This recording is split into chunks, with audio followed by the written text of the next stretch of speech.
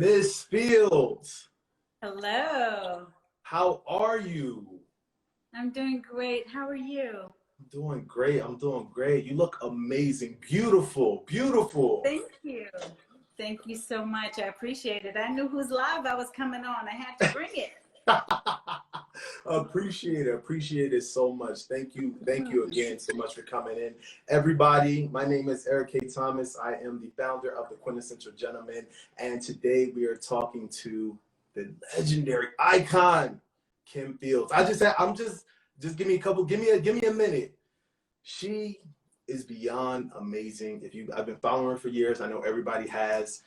Just what she means to our culture, the things she's been able to accomplish, the things that she's continuing to do. And we've been so blessed to have her talk to us right now. Super, super excited. I know all special guests, I say it all the time, but this right here, something truly, truly amazing. And then also, if you check out our culture issue, she wrote a letter to Black men. And it was just amazing. So thank you. Thank you. Thank you. Thank you for having me. And thank you again for the invitation to represent and write such a, well, I think such a letter, but I appreciate the assignment that was given to me. No, of course. Yeah, we spoke. I know we started out speaking to Rhonda. She was like, Kim would be great for this. And I was like, wait, really? So had it in, and we were just super, super excited. And the rest is history. And it's definitely something we will always cherish and always remember. But I want to get into this interview right now. And I really just want to start out. You can't, negate the elephant in the room. But I want to know what you would describe the current state of America and the treatment of us as Black people. Oof. Starting off the gate. Well, that's a lot. I think we are, and of course, I'm probably not saying anything new, quite honestly, but I feel, and thank you, everybody. I see all of the love. I'm seeing your comments. Thank you so much. Thank you. Thank you for buying the book, the coffee, for following myself and my platforms. I appreciate all of you so much. But going back to your question in terms of what I think kind of the state that we're in right now, I think there's a lot of anticipation. I think a lot of people don't want to claim the anxiety because change is in the air. Change is definitively in the air. And honestly, it's almost like we've been conditioned long before this moment. But it's like we've been conditioned to fear change. And change is not something that we need to be afraid of. Change is something that we can flip the script on. We can change what lens we use to look through to see change. We can look through a lens of expectancy. We can look through a lens of positivity. We can look through a lens of inspiration even. How can I be inspired, but also how can I inspire in this moment of change? And so I think for me, that's, changing out, swapping out my lens has certainly helped me deal with some of the, number one, the negativity. It's helped me deal with the anxiety. I've heard people even say how nervous they are, and after a while, when you've done all that you can, like Donnie said in his song, after you've done all you can, child, you just stand, because whatever happens, we gonna be all right. Whatever happens, we ain't falling for no more okie doke. Whatever happens, we ain't putting up with no more bullshit. So, there's a few things that'll help you with that level of discomfort with change, to help, dispel some of the fear. Change is not the boogeyman. Change is not the boogeyman. So I feel like that's a lot of where we are, culturally speaking, society speaking, globally speaking. Our election certainly doesn't just affect us. We've got the eyes of the world on us at this point. What y'all gonna do, America? You know what I mean? And so that Right. they know how to respond, how to support, how to, you know, be there in case folks want to leave. I mean, you just, you know. Right, right, right. Listen, I'm trying to make sure I got my passport. We make some things happen. Right. So when we asked you to pen this letter for us for our culture issue, what came to mind as you were getting ready to write this, and in your thought process? Well, you know, the first thing, and people are asking, where can they see the letter? So the letter that I was asked to pen, which I called Dear Sir, a letter to Black men, is in the current issue of Quintessential Gentlemen. And I'm just elated. I love your platform, your publication. Thank you. I think it's dope as hell. I really do. It's Thank you. beautiful. It's quality. You know, it's everything that we should not only want, but start to expect from and for our men of color, and nothing less. But with that expectancy, not what you gonna do. Right. No, not from that point of view. It's an expectancy that is right in lockstep with, but baby, I got you. Right. No matter what. So this letter, when you asked me to write this letter, my process was just to be still, because I felt like there's a lot to unpack, as they're saying now. Right. And didn't want to be too deep and too much. I damn sure didn't want to pontificate. And so I had to just be still when you ask about my process with that. Whenever I'm asked to do a speaking engagement or to write an article, I'm first still and trying to hear in my spirit what is needed, what is needed from me in this moment. How can I be used in this moment? And that was the first thing. The opening, the reason why I start with Dear Sir is just first and foremost to give a reminder that we're somebody, that you, man of color, you are somebody worthy of respect, because in so many circles that has been stripped away, or at least you're led to think that and believe that. And so just that first two words, Dear Sir. And it's a double entendre, because you are dear to me, sir. You are dear, sir, and dear sir as a salutation. So that was the first thing, was just to let you know right out the gate, I'm coming from a place of respect and honor. I was also asked to do this as representation of Black women. Well, that's a tall order. You know, we are not all created equal. Right, and so being able to embrace that and feel like I'm speaking for a huge swath of people was quite an undertaking. And so then right after that, my process, brother, was right at the time that this was asked of me, the wonderful actor and performer Titus Burris, he had just had a really horrible encounter with a couple of New York policemen. And they were just being very intimidating with following him. And this was not the first time that he had encountered that. And he said when he got home and he expressed himself on his social media, he said he desperately wanted to just turn around and ask them, what do you need in this moment? Do you need to feel superior? What do you need? What do you need? What is it that you need in this moment to make you feel justified and validated? And it was such an interesting point of entry. And so I took that and I started with that from a question. What do you, man of color, need in this moment? But not at all trying to be presumptuous that you need anything. Right, right. And then B, that I got or we got what you need. but being able to open up a dialogue within a letter.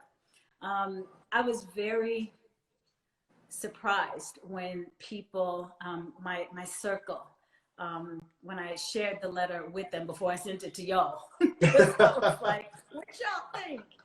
And they said it read like very strong poetry. It read like, hi, Melba Moore, I love you. It read like poetry. It read um, like I was getting, you know, kind of into their mind, their psyche, and that really spoke volumes to me. Awesome, awesome. Again, an amazing letter. You guys have to check it out. It's in our new issue. Make sure it's on our links and everything on our website. As you wrote this letter, one big piece that jumped out to me is the fact that you're also a mother who is raising Black sons. And I wanted to know, how do you feel about trying to be able to protect them from this reality? Yeah. Well, I think the first thing is we have to be mindful of our labels. We understand that our gender and our melatonin, as they say, they're not skill sets. They're not definitions. If anything, they are adjectives to be able to describe, not define. Right. And so I come from that place as a mom, to be able to say, you know, the world is yours. Whatever it is you want to do, whatever you feel that you and God have determined is your purpose, and walking in that. And you have to be you know, exposed to so much in order to be able to realize, oh, that's my purpose. Well, if you're not exposed to some things, you don't even know that could even be a possibility. But you know, my husband Chris, we definitely have had conversations with them. One is 13 and one is 6. So of course the conversations are very, very different. Right. And we recognize that their experiences are very different. And so the things that they are aware of in terms of current events, what is happening in society right now, that it is a part of humanity and not necessarily their specific experience, but having a very keen and compassionate awareness about it. Compassionate, so that they can come from a place of love, quite honestly, of inspiration and hope, and not let what's happening taint who they are or their relationships. Mm-hmm.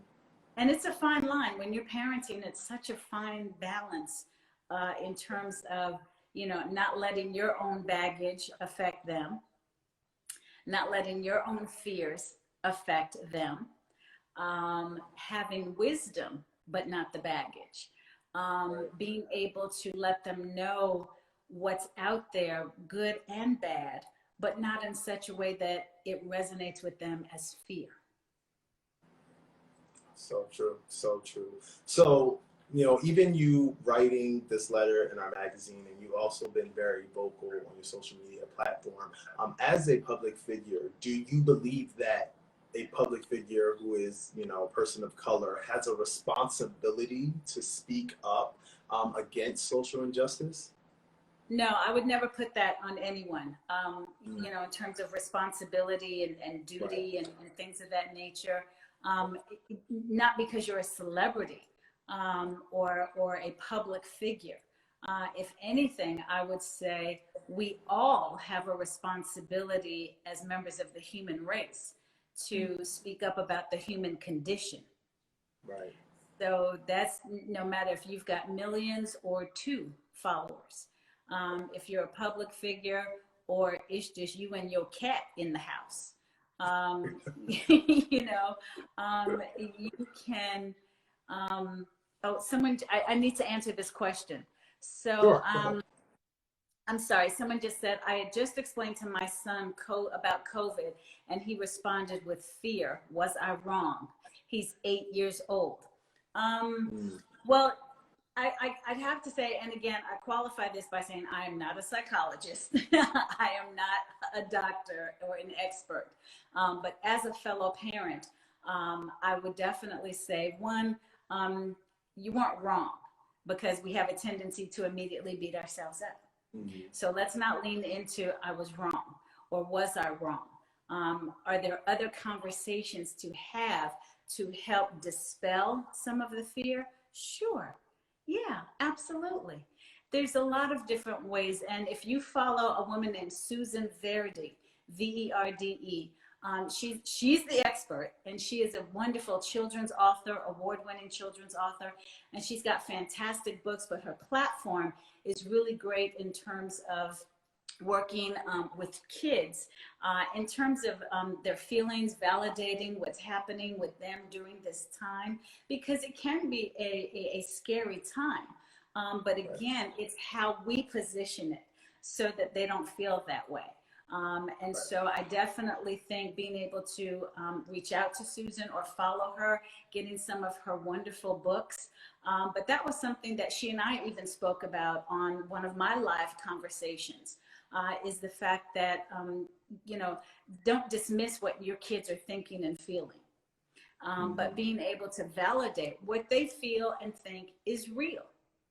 But then it's how much power do you give certain elements to those thoughts and feelings? And give a lot of power to the positive thoughts and feelings, not so much to the negative thoughts and feelings. That doesn't mean you discredit those thoughts and feelings. You let them know that they're real, but then you speak their truth. It's like when my kids would wake up from a nightmare, the first thing I say is, okay, what's your truth? Because that immediately will 9 times out of 10 discredit whatever the nightmare was about. Right. So speak their truth, help them speak their truth in what it is, you know, and then being able to see what some of the positive things are. You know, in terms of COVID, a lot of positivity has come from this, even in the wake of so much tragedy. You know, help him to see the planet has been able to breathe easier. Help him to see that people have gathered together on social media in these wonderful lounges and dance parties. And, you know, kids are learning how to read and paint and draw and write their own stories and things like that. So that COVID is not just seen as, again, the big bad wolf. I hope that helps. I'm sorry, honey, go ahead. No problem, no problem. So there's been a lot of conversations about Black men protecting Black women. And I want to know from you, how can Black men do a better job at protecting our sisters, our mothers, our aunts, and Black women? Well, one, let me say I'm not fully on the bandwagon of saying that you need to do a better job. I understand that that is a touch point for some women. And I understand that even in some circles, some men use that not use that, they lean into that concept to help pull each other up. So I do understand it. I do get it. I think that we have to be mindful that Black men have been through a lot and continue to be to go through a lot, and so maybe how we adjust certain expectations. And it's not to say that we shouldn't have expectations, but being able to adjust and factor in some other things. How realistic is it to have a certain level of protection of others when you don't feel protected? When you've been traumatized? When you have so much venom coming at you from so many different unseen elements and platforms? So I think we have to be very mindful and just dialogue maybe a little bit more about what the expectation is in terms of protecting, protecting us from a physical standpoint, protecting us emotionally, protecting our mind and our heart and our spirit. What are we doing to help protect each other? So I feel like it's an important conversation to have. And I would venture to say with that, everybody look at what are our expectations when we're talking about the Black man and protecting and being that that protector, whether it's in the home, the community, the village. You know, there's some factors that we need there's some elements to factor in. Great, great, thank you. So we have the potential to have our first Black woman vice president for this country. Mm-hmm. How important do you think that would mean for the culture? Well, I go back to the word expectations. You know, I think it's very inspiring, just as it was very inspiring to have President Barack Obama as the first man of color to be president of the United States. You know, and people started to, you know, put those memes out where he was wearing a cape because we had these expectations of this superhero, you know. And so I feel like that same kind of thing in this regard, you know, that it would be the first woman of color. And so I feel like the expectation really has to not be watered down, you know, but realistic. You know, that the expectation has to be realistic because there also, to me, is the fact that melanin and gender are not skill sets. Mm-hmm. Mm-hmm. They may enhance your experience in life and the lenses that you look through. But it basically, you know, it's great to check off some important boxes, but at the end of the day, what skill set are you bringing to the table? Right, right. So, you know, to me, that's more dynamic when I look at her record, when I look at the things that she is saying, when I look at what other people say about her. And let me just say this to that point. What do people say about you? You know, I'm not talking about people, you know, the haters and folks who are going to lie on you. Right. I'm not talking about that. Right. But what I mean is, and this really struck me as I was getting ready today, I saw one of the videos, God have mercy, of the Biden bus on the road and the Trump supporters that were around it. And it was very disturbing. And what was even more disturbing was the fact that the people who were the supporters, who were clearly in the wrong in terms of just you're threatening lives in that kind of situation, and that the people that they are supporting did not speak out against that. Rewind to the campaign of 2007 and 8, John McCain, Barack Obama. Mm-hmm. At a town hall meeting, or it might have even been at a John McCain event, and this woman was trying to go off about Barack Obama, and John McCain said, "Stop, let me stop you right there, because you're not going to spew those lies and that hatred." And it was decent. There was a decency that's just basic human decency that we tend to be missing in recent time. And so the idea of, you know, this first woman of color being vice president, yes, that's all well and good, but you know, again, look at her record, look at the things that she has done to get here. She's been Senator Harris and those things, you know. And again, we're not voting for perfection, family, because no one is perfect. We're not voting for perfection. We're voting for either decency or the same shit, different day. We're voting for a sense of logic. We're voting for a sense of relationship in the global community being restored or continuing to be almost irreparable. So, you know, I think those things are important. But of course, as a woman of color, there's that sense of yay, but it's not at all the touch point for me when it comes to all the other boxes that she checks off. Amazing, amazing. And we're almost up with our time here. I know you're very, very busy, but I do want to know, what can we look forward to? What should the people be paying attention to from Miss Kim Fields? Oh my gosh. Well, maybe following in your footsteps in terms of a digital platform, because I truly, and I mean this with all my heart, I'm truly inspired by your publication. Absolutely. I think it's beautiful. It's so smart. It's sexy.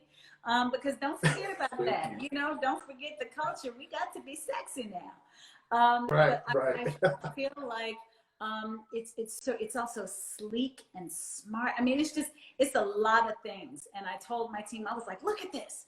Y'all, look at this. What if we could do some stuff like this with our lifestyle brand? So I have my lifestyle brand, Refresh by KF. Where we celebrate health and wellness, where we do that through all, you know, forms of media, excuse me. We have conversations, we have brand-to-brand collaborations, we have conversations on the platform like this. So we do have Refresh by KF. You can follow us. And let us know that you are following us from here. You know, we love to, again, do brand-to-brand collabs. So Refresh by KF. And then my coffee line, Signature Blends by KF. I'm so proud of my team, my coffee line. We're 2 years old and already have been doing some phenomenal things in the entrepreneurial space, the coffee space. And I'm proud of my product. I love my coffee. Hold on. Watch this. See? There we go. Perfect. That's sexy right there. Ain't she sexy? Nice. Y'all? Yes. Ain't she sexy? Oh yeah, I need some. You have to give me the link so I can order some. Oh, bless your heart. You have to send me your address and I will send you some. Perfect. But Signature Blends by KF is my coffee line. Again, you can follow us here and certainly order at Signature Blends by KF. The link is also in my bio. So I'm glad all of you are talking about, I love coffee. Good. We also have tea for all of you who are like, I don't like coffee. Tea drinkers, right? We got tea and biscotti for you too, babies. And the Harlem collection is our fall offering that's still available, but that time is dwindling away because it's going to go into the vaults. And you're going to be able to then see our sexy holiday collection. Woo, y'all ain't ready. Perfect. But I have the coffee and, like I said, and my lifestyle brand. And then acting wise, I'm starring in a show for Netflix called The Upshaws with Mike Epps and Wanda Sykes. Y'all, once again, y'all are just so not ready. And we also have on the directing side, both Mom and I direct one of, I think, everybody's favorite new family shows, Young Dylan. Oh, nice. Nickelodeon. Okay. And so Mom and I, yes, somebody said, what about hot chocolate? Let me tell you something. I love hot chocolate, okay? And we do have hot chocolate. We usually only do hot chocolate during the holidays, and I call that brand Snuggles in a Jar. So get ready for the hot chocolate season. But Young Dylan is is what Mom and I do for directing. For Tyler Perry and Nickelodeon, and we just found out we have season 2, so we're going to be going. Congratulations! Awesome, awesome, perfect. So stay working, stay busy. I love it. Got to stay busy. Got to stay busy. So that's why I have braids, because my character Regina Upshaw on the Upshaws, she wears braids, and we finally were cleared to go back to work after our COVID hold. So. Right. Perfect. And Perfect. hopefully Well, contributing, again, more to your fabulous publication.